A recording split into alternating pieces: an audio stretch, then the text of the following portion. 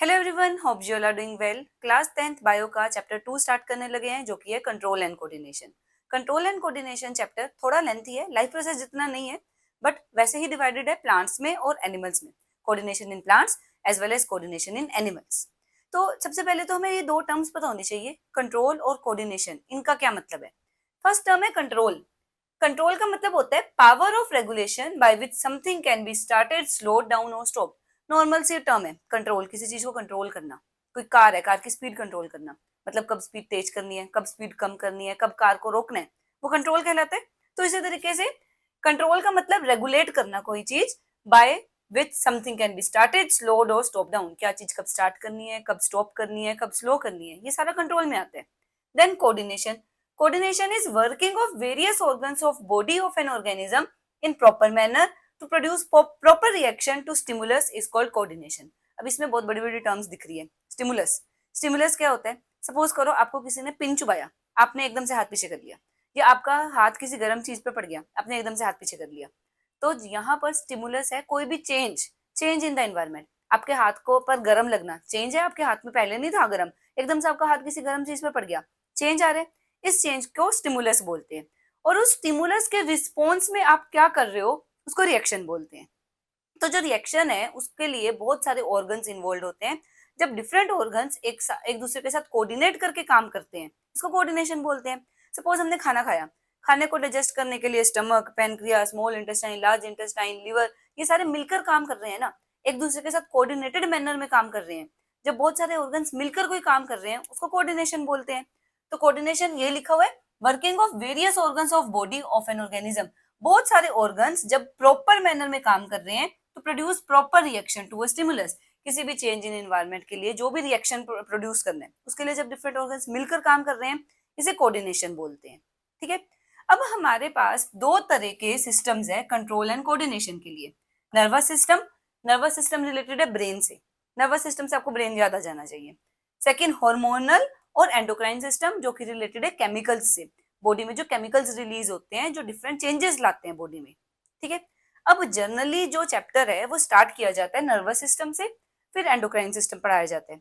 But मैं कैसे पढ़ाती हूँ, मैं पहले पढ़ाती हूँ कोऑर्डिनेशन इन प्लांट्स, फिर उसके बाद पढ़ाती हूँ कोऑर्डिनेशन इन एनिमल्स, ताकि आपको ये ना लगे कि एकदम से हम कहाँ शिफ्ट हो गए, एकदम से टॉपिक क्यों चेंज हो गया। जैसे हमने लाइफ प्रोसेस में किया था, पहले प्लांट्स के लिए वही प्रोसेस किया, फिर एनिमल्स के लिए वही प्रोसेस किया, उसी तरीके से यहाँ पर भी करेंगे। थोड़ा एनसीईआरटी से आपको लगेगा जो टॉपिक्स है आगे पीछे हो रहे हैं, कवर सारे टॉपिक करेंगे, बट पहले प्लांट्स को कवर करेंगे, फिर एनिमल्स को कवर करेंगे। ठीक है, इतना पता चल गया। तो सबसे पहले हम स्टार्ट कर रहे हैं कोऑर्डिनेशन इन प्लांट्स। अब प्लांट में दिमाग होता है, ब्रेन सुना है कभी? नहीं। मतलब प्लांट्स में नर्वस सिस्टम प्रेजेंट नहीं होता, प्लांट्स में नर्वस सिस्टम नहीं है, प्लांट्स में हार्मोनल सिस्टम है, केमिकल्स है। तो हम प्लांट्स के लिए नर्वस सिस्टम नहीं पढ़ेंगे, हम प्लांट्स के लिए उनके केमिकल्स पढ़ेंगे। ठीक है। They have only hormonal system for control and coordination, चाहे हार्मोनल सिस्टम कह लो चाहे केमिकल सिस्टम कह लो, प्लांट्स के लिए केमिकल्स प्रेजेंट है जो उनके लिए कंट्रोल कोऑर्डिनेशन का काम करते हैं।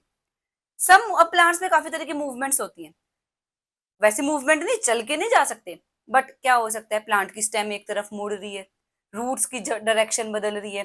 तो ये जो सारी मूवमेंट्स है, चाहे बहुत कम है बट मूवमेंट तो है।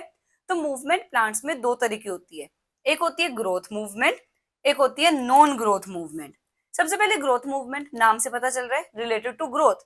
वो movement, some movements in plant are growth movement, जो ग्रोथ से रिलेटेड है। एग्जाम्पल, हमारे पास एक बीज है, हमने बीज को मिट्टी में दबा दिया, पानी दे दिया, सनलाइट मिल रही है प्रॉपर, क्या होगा, बीज फटेगा, फूटेगा, जर्मिनेशन ऑफ सीड बोलते हैं। उसमें से छोटा सा पत्ता बाहर निकलना शुरू होगा, पहला लीफ, कोटिलेडन बनना शुरू होगा, वो धीरे धीरे ऊपर जाना शुरू होगा। तो ये मूवमेंट ग्रोथ से रिलेटेड है, तो ये ग्रोथ मूवमेंट में आएगी। Example, growth of germinating seed, क्योंकि ये ग्रोथ से रिलेटेड मूवमेंट है इसलिए ग्रोथ मूवमेंट बोलते हैं। ऐसे सेकेंड टाइप की मूवमेंट है नॉन ग्रोथ मूवमेंट। एग्जाम्पल, एक एग्जाम्पल है, सनफ्लावर का उस तरफ मुड़ जाना जिस तरफ सन है, कोई ग्रोथ से रिलेटेड नहीं है, नॉन ग्रोथ मूवमेंट हुई। दूसरा example, folding of leaves of touch me not plant, जो होता है छुई मुई बोलते हैं जिसे, उसके पत्ते को हाथ लगाओ उसके पत्ते नीचे हो जाते हैं, ड्रॉप कर जाते हैं या फोल्ड हो जाते हैं। उस प्लांट का जो साइंटिफिक नेम है वो भी याद रखना, मिमोसा पुडिसा। साइंटिफिक नेम क्या है? मिमोसा पुडिसा। अब साइंटिफिक नेम की जरूरत क्यों पड़ती है? क्योंकि कुछ ऐसी चीजें होती है जिनका हर एरिया में अलग अलग नाम होता है, लोकल नेम्स होते हैं। तो जब बहुत सारे साइंटिस्ट मिलकर किसी मीटिंग में बैठेंगे, हम अपने लिए जो इंडियन है वो कोई लोकल नाम बोल रहे हैं, चाइनीज कोई लोकल नाम बोल रहे हैं, तो ऐसे कंफ्यूजन क्रिएट होगा। तो उस कंफ्यूजन को दूर करने के लिए एक साइंटिफिक नेम रख लिया जाता है कि जब बहुत सारे कंट्रीज के लोग बात कर रहे हैं उस वक्त वो साइंटिफिक नेम यूज करें, किसी को कोई कंफ्यूजन ही ना हो, लोकल नेम से पहचानने की जरूरत ही ना पड़े। तो जो टच मी नॉट प्लांट है, इंग्लिश में टच मी नॉट प्लांट बोल रहे हैं, हिंदी में छुई मुई बोल रहे हैं, तो ये इतने सारे नेम्स ना हो उसके लिए साइंटिफिक नेम रख लिया जाता है, और साइंटिफिक नेम है मिमोसा पुरीसा। ठीक है, तो दो तरह की मूवमेंट है, ग्रोथ से रिलेटेड, नॉन ग्रोथ मूवमेंट। सबसे पहले हम पढ़ रहे हैं non growth movement. Non growth movement further two types की है। Number 1 tropic, number 2 nastic. Tropic movement directional है, मतलब पर्टिकुलर डायरेक्शन में होगी, किस तरफ प्लांट मुड़ रहा है, किस तरफ मूवमेंट शो कर रहे हैं, वो होती है ट्रॉपिक मूवमेंट, जिसे डायरेक्शनल बोलते हैं।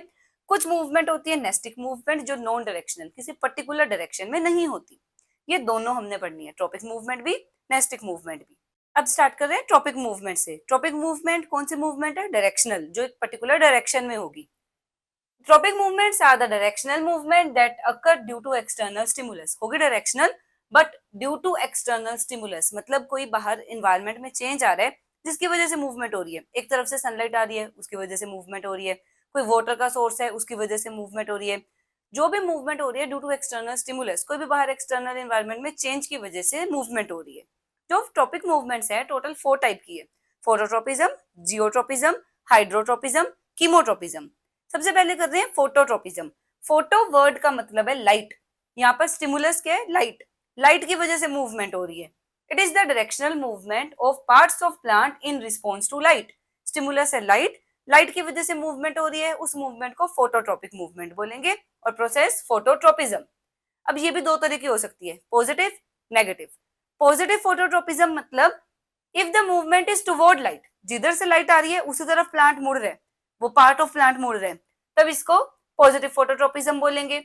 बट वो मूवमेंट जो अवे फ्रॉम लाइट है उसको नेगेटिव फोटोट्रोपिज्म बोलेंगे। एक्टिविटी क्या करेंगे? एक पौधा लिया, गमले में लगा हुआ है, उसको एक डार्क रूम में रख दिया। एक विंडो है, विंडो के पास से लाइट आ रही है। अभी तो पौधा सीधा था, सिर्फ विंडो से लाइट आ रही है। हम ये देखेंगे 1-2 दिन में जो पौधे की स्टेम है ना, वो विंडो की तरफ मुड़ जाएगी। मतलब प्लांट अपने आप, जो जो मिट्टी के ऊपर वाला पार्ट है उसको शूट बोलते हैं या स्टेम बोलते हैं। जो स्टेम है वो अपने आप लाइट की तरफ मुड़ गया, डायरेक्शनल मूवमेंट हुई, और किस तरफ? Towards light. जब मूवमेंट टुवर्ड लाइट है तो वो फोटोट्रोपिज्म, पॉजिटिव फोटोट्रोपिज्म होगा। तो एग्जाम्पल बन गया शूट या stem shows positive phototropism. Shoot या स्टेम पॉजिटिव फोटोट्रोपिज्म शो करती है। बट जो जड़ें होती हैं, रूट्स, हमेशा सनलाइट से दूर जाती है, तो जो रूट्स हैं वो नेगेटिव फोटोट्रोपिज्म शो करती है। जो ऊपर वाला पार्ट है shoot system positive, root system negative. ठीक है, next is geotropism. Geo word से याद रखो ग्रेविटी, स्टिमुलस है gravity. It is the directional movement of parts of plant in response to gravity. ये था लाइट के रिस्पॉन्स में, फोटो वर्ड से लाइट याद रखो, जियो वर्ड से अर्थ, अर्थ मतलब ग्रेविटी याद रखो। तो ये मूवमेंट ग्रेविटी के रिस्पॉन्स में होती है। इसमें भी यही दो टाइप्स आएगी, पॉजिटिव जियोट्रोपिज्म, अगर part of plant moves in direction of gravity तो पॉजिटिव जियोट्रोपिज्म, अगर पार्ट ऑफ प्लांट मूव कर रहे हैं against gravity it is negative geotropism आएगा। फोटो लिख दिया, जियोट्रोपिज्म। एग्जाम्पल, अब एग्जाम्पल के लिए क्या किया, एक गमला लिया, फिर से उसको उल्टा करके रख दिया। हम ये देखेंगे जो जड़ें हैं ना वो अपने आप ग्रेविटी की तरफ चली जाएगी, और जो स्टेम है वो अपने आप ऊपर चली जाएगी।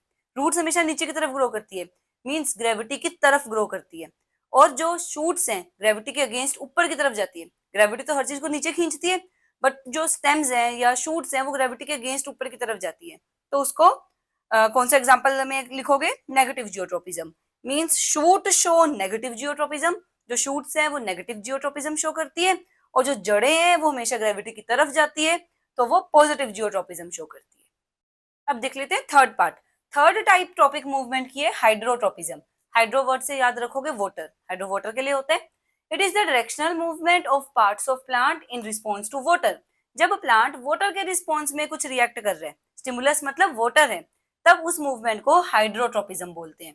ये भी 2 टाइप्स की है, positive hydrotropism, negative hydrotropism. Positive, अब जज कर लोगे, पॉजिटिव हाइड्रोट्रोपिज्म वो मूवमेंट है टुवर्ड वाटर, नेगेटिव हाइड्रोट्रोपिज्म वो मूवमेंट है अवे फ्रॉम वाटर। ये लिखनी है definition. If movement is toward water it is positive hydrotropism, if movement is away from water it is negative hydrotropism. दोनों के एक एक एग्जाम्पल करने हैं।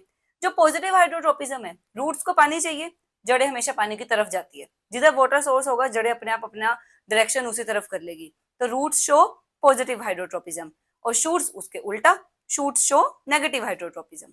ठीक है, अगर इनमें से क्वेश्चन आ जाए फिर तो आसान है, बट क्वेश्चन आता है कीमोट्रोपिज्म में से, क्योंकि कीमोट्रोपिज्म इन तीनों से डिफरेंट है और पेपर में डिफरेंट चीजें पूछी जाती है। कीमोट्रोपिज्म केमिकल से याद रखो, it is directional movement of parts of plant in response to chemical stimulus. जब कोई केमिकल है जो स्टिमुलस का काम कर रहा है तब उसे कीमोट्रोपिज्म बोलते हैं, directional movement of parts of plant in response to chemical stimulus. इसका एग्जाम्पल मोस्ट इंपोर्टेंट, 1 मार्क्स का क्वेश्चन किसी भी फॉर्म में आ जाता है, एमसीक्यू में आए तो बहुत बढ़िया है, इजीली टिक कर लोगे, बट अगर आ रहा है ये 1 मार्क क्वेश्चन में किसी क्वेश्चन के पार्ट्स में, तो याद रखना है कीमोट्रोपिज्म का एग्जाम्पल मोस्ट इंपोर्टेंट है। Growth of pollen tube towards ovule in ovary. अब ये सारा पार्ट हम करेंगे फर्टिलाइजेशन इन फ्लावर्स में। तो यहाँ पर होता क्या है, एक पोलन ग्रेन है, पोलन ग्रेन लैंड करता है, जब वो लैंड करता है ऑन द स्टिग्मा तो पोलन ट्यूब बड़ी होनी शुरू होती है, नीचे जाती है, स्टाइल को पार करते हुए नीचे जाती है और ओव्यूल के अंदर एंटर कर जाती है।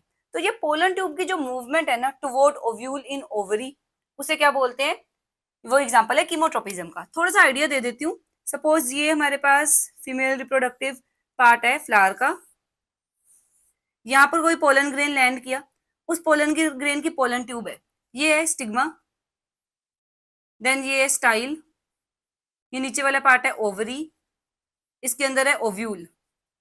ये जो पोलन ट्यूब है, पोलन ग्रेन की पोलन ट्यूब है, वो धीरे धीरे बड़ी होगी, बड़ी होकर ओव्यूल में एंटर कर जाएगी।